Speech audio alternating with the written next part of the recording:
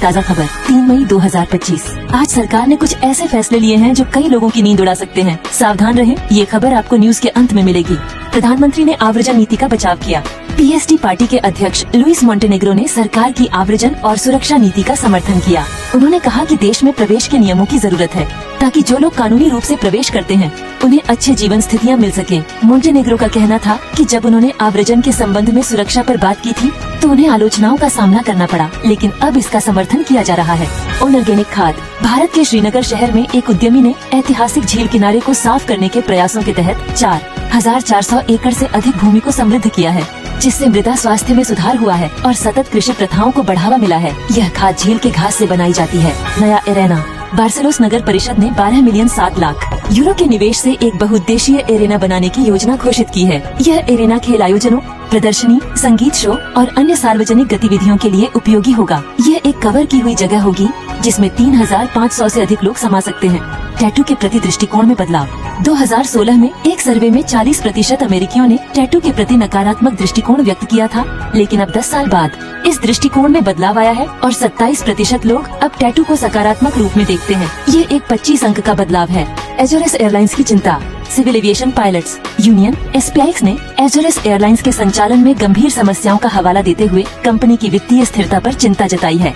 Union ने airlines के प्रबंधन और सामूहिक समझौतों की भी आलोचना की है और सरकार से नई टूर एमएस एविएशन कंसोर्टियम की जांच करने की मांग की है। सिनोसेलेक शिखर सम्मेलन। ब्राजील के राष्ट्रपति लुइस इनासियो लुला डा सिल्वा ने 12 और 13 मई को चीन में होने वाले सिनोसेलेक शिखर सम्मेलन में भाग लेने की पुष्टि की है।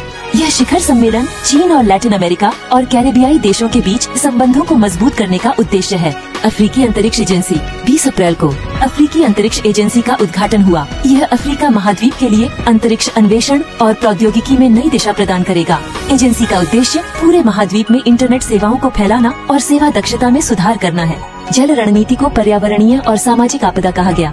फ्रोतेजो आंदोलन ने पुर्तगाल की आग्वा के नुस उने जल रणनीति की आलोचना करते हुए इसे पर्यावरणीय और सामाजिक आपदा बताया है। आंदोलन ने कहा कि यह रणनीति पर्यावरणीय स्थिरता और समुदायों की भलाई को नजरअंदाज करती है और आर्थिक लाभ के लिए जल परियोजनाओं को बढ़ावा देती है, जो दीर्घकालिक पारिस्थितिकी पर नकारात्मक असर डाल सकती है। मुक्ति दिवस। नीदरलैंड्स में नाजी कब्जे से मुक्ति की 80वीं वर्षगांठ के अवसर पर 5 मई को सार्वजनिक अवकाश बनाने की मांगे बढ़ रही हैं। 2023 में लगभग 1/3 श्रमिकों को यह दिन अवकाश के रूप में मिला और नियोक्ता अब इसे सामूहिक समझौतों में शामिल करने पर विचार कर रहे हैं। पुर्तगाल के लिए 500,000 चीनी पर्यटकों का लक्ष्य।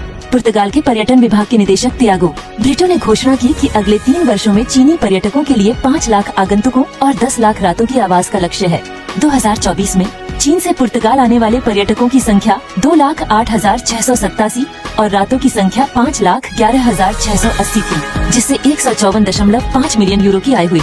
चीन पुर्तगाल के लिए एशिया का सबसे बड़ा स्रोत बाजार बन गया है, जबकि कोरिया, भारत और जापान को पीछे छोड़ दिया है। तियागो ब्रिटो ने यह भी बताया कि पुर्तगाल ने एशियाई बाजार में वसूली में अन्य यूरोपीय देशों को पीछे छोड़ दिया है और 2025 तक 200 मिलियन यूरो की आय की उम्मीद है। चीनी पर्यटकों का औसत ठहराव 1.8 रात है, जो कि अन्य देशों के मुकाबले कम है। इसके साथ ही प्रति पर्यटक औसत आय 538 यूरो है, जो कोरिया, जापान और भारत के मुकाबले अधिक है। अगले 3 वर्षों में पुर्तगाल का लक्ष्य चीनी पर्यटन में इस वृद्धि को और बढ़ाना है, जिससे यह देश एशियाई बाजार में और भी मजबूत स्थान हासिल कर सके।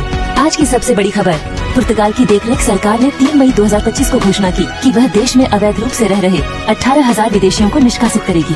यह कदम 18 मई 2025 के आम चुनाव से पहले उठाया गया है। पहले चरण में लगभग 4,500 लोगों को 20 दिनों के भीतर स्वेच्छा से देश छोड़ने को कहा जाएगा। यदि वे ऐसा नहीं करते तो कानूनी कार्रवाई की जाएगी। यह निर्णय चुनावी माहौल को देखते हुए लिया गया है, क्योंकि दक्षिणपंथी दल चेगा की बढ़ती लोकप्रियता के बीच सरकार अपनी कड़ी नीति दिखाना चाहती है। निष्कासन के बाद इन व्यक्तियों पर 5 साल तक पुर्तगाल में पुनः प्रवेश पर प्रतिबंध लग सकता है। मौसम सारांश। दिन का अधिकतम तापमान 22 डिग्री सेल्सियस, रात का न्यूनतम तापमान 15 डिग्री सेल्सियस। मौसम आंशिक रूप से बादल, हल्की बौछारें। वर्षा की संभावना लगभग 41%। हवा की गति 24 किलोमीटर प्रति घंटा।